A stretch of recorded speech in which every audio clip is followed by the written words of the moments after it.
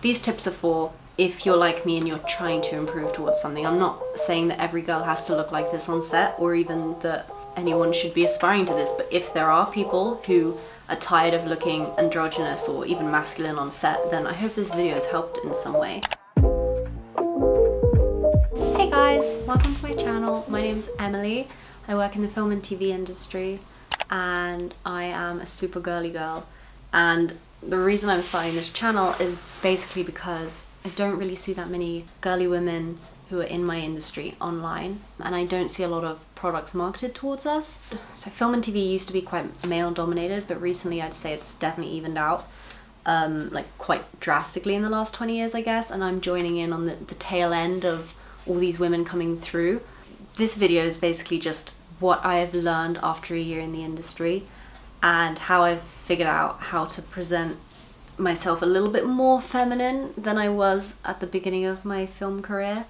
I'm still not there, and I'm still learning from other girls that I see on set who are doing it way better than me. So, number one is have a skincare routine, because, I mean, obviously the immediate benefit of it is no spots and clear skin, but because we work outside so much, we're in the elements a lot, our face gets a lot of damage, so it's really important to be wearing SPFs and moisturizing your face and taking not only the makeup off at the end of the day, but all of the gunk that you will have had chucked onto your face at various points throughout the day.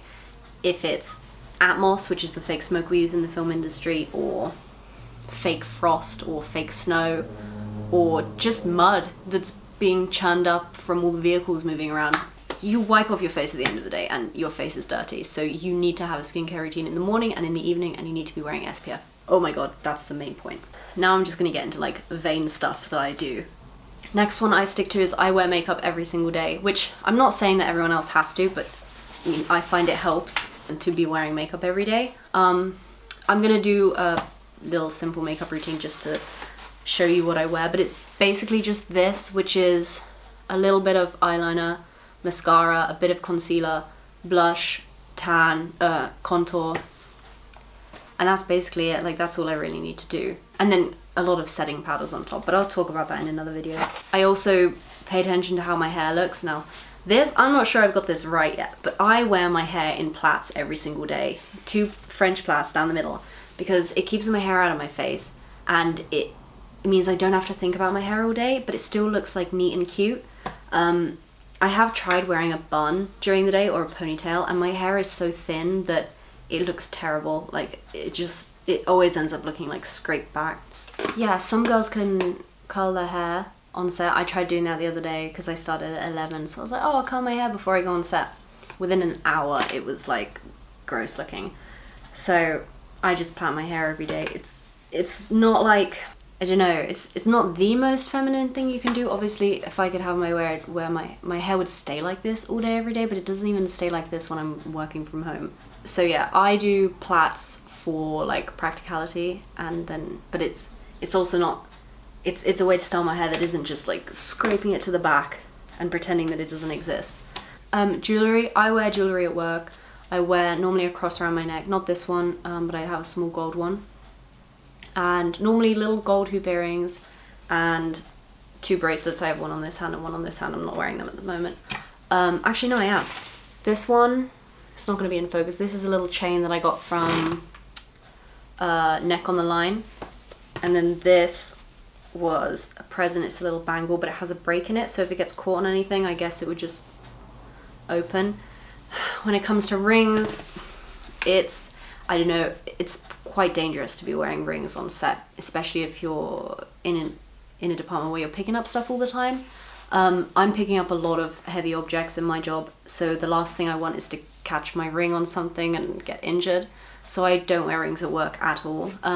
But I've known girls who have had their fingers covered in rings, but not many.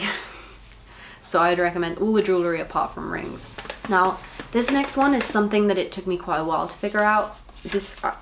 My advice would be to wear light colored clothing because it's more feminine. You know, pastels and beiges and whites and stuff like that. I mean, whites are pushing it a little bit on a film set, but I used to come dressed in head to toe black, and people would comment on it like, oh wow, you know you're a trainee because you dress all in black, like nobody else dresses all in black. The color scheme of the camera department is like turquoisey, bluey, greeny, brown, tan, black. Yeah, basically that is pretty much what everyone wears. Oh, in a dark like plum. So you can stick to that. First time I went to London, I came dressed in all in black because I thought London was going to be more intense than the town I came from. And the first day I got on set, there was a girl in beige cargos and like a little white tight t-shirt, and she looked amazing. And I was like, I didn't even know that loaders could dress like this. So she kind of inspired me to do lighter clothing. And then I've worked with loaders who, I mean, it's just really inspiring to work with loaders who are so unashamed that they're feminine. Like, it's not even a thing for them. Like, for me, I have to work at it because I was really stuck in this groove of dressing totally neutrally, not showing my femininity that I'm trying to like untrain myself now. I mean, if you want inspiration, just look at the girls that you're working with on set. If you walk past a girl and you think, oh, she looks good, take a second to break down her outfit and think, what is it that makes her look good? Is she just pretty, or does she know how to put an outfit together? Does she know how to style her hair? Has she got a nice shade of nail varnish on? Something like that. Next one, this is my only exception to the rule, is that I don't wear nice looking feminine shoes on set. I have gone the complete opposite, and I wonder if I have them here. I wear Dunlop work boots. So this is what I wear on set. As you can tell from the condition of them, your trainers will end up looking like this if you wear regular trainers. They're steel-toed, so if anyone drops anything on me, I'm not going to lose a toe over it, because you will not catch me losing a toe for a job. It's not worth it to me. But I know people who have had stuff dropped on their toes and they've lost a toenail out of it, or their toenail has been weird ever since, and that just means that sandals are then a no-go for you. Or I know I worked with someone who got their foot trapped in a tail lift twice on one job, and ended up like it bruised and swole up. Does anyone know what I'm talking about? This is a tail lift, and there's a button that you press, but you can, I don't know if I'm going to be able to find a example on the internet of this happening, but you can definitely injure your feet on set, which is why the one part of my outfit that will not be feminine is my shoes, because I want to be on a beach with my toes out and I don't want to have anything missing from my toes. I wear a really basic nail varnish on set. I wear the Essie gel nails. I just wear a light pink. That's just what I would wear offset as well. So I wear that, and I try and keep them not chipped. And I found that investing in the more expensive nail polish is way better. But I also wear gloves at work, which surprisingly nobody's like teased me for that. I think a couple people like called me a princess, you know, lovingly, but it wasn't anything mean. But it is true, like I wear the gloves to protect my nails and to protect my hands, because your hands are the first part of you that show age. So like, why would I sacrifice them, you know? Like, you should also be putting SPF on the back of your hands, which I'm not great at doing yet, but should be. I mean like work gloves, not like not winter gloves. I wear actual work gloves. Another thing I wear that I like apply throughout the day is tinted lip balm rather than just a regular lip balm, because it means you don't have to apply lip gloss, and if you're busy and your lip gloss needs a reapplication but you can't go to the toilet and redo it, you can just slap a bit of tinted lip balm on, no problem. So I keep one of those in my pouch or in my pocket. Another thing that I do keep in my pouch, I keep perfume samples in my pouch. Normally they're the like really small ones that you get when you buy perfume. This is just some that I have at the moment. But I first saw a loader in Bristol doing this. She kept little perfume samples on her mag liner, and I was like, oh my gosh, she's hacked it. This woman knows what she's doing. And I immediately, like that day, went home and put a perfume sample in my pouch, because it's so convenient. And like, it may not be like your signature scent, but it's still something, you know, it's still something to put on your body throughout the day. So I do that. I also carry a body spray in my like work bag. But yeah, it's just nice. Like girls in the makeup and hair department also put perfume on, so you won't be standing out on set, but it's nice if you can find a very subtle, but yeah, that's one of the really OTT girly things that I use on set, and I love it. I really love spraying perfume when I'm working on set. So my next thing is, when I can, I use pink accessories. It's not like they're making accessories in black and pink for women. We're not quite there yet, but like I found a pink carabiner one time and I haven't taken it off my belt since, and I will not let anyone borrow it because it's a pink carabiner and I've never seen one since. For my bag I have pink pouches, like little mini zipper bags. Those are pink because you can't get a pink work bag because they don't exist. They come in the ugliest shade of blue and the ugliest shade of yellow because they're from construction sites, so why would they come in nice colours? There's not really that much, but anything you can have that's pink, I would recommend it.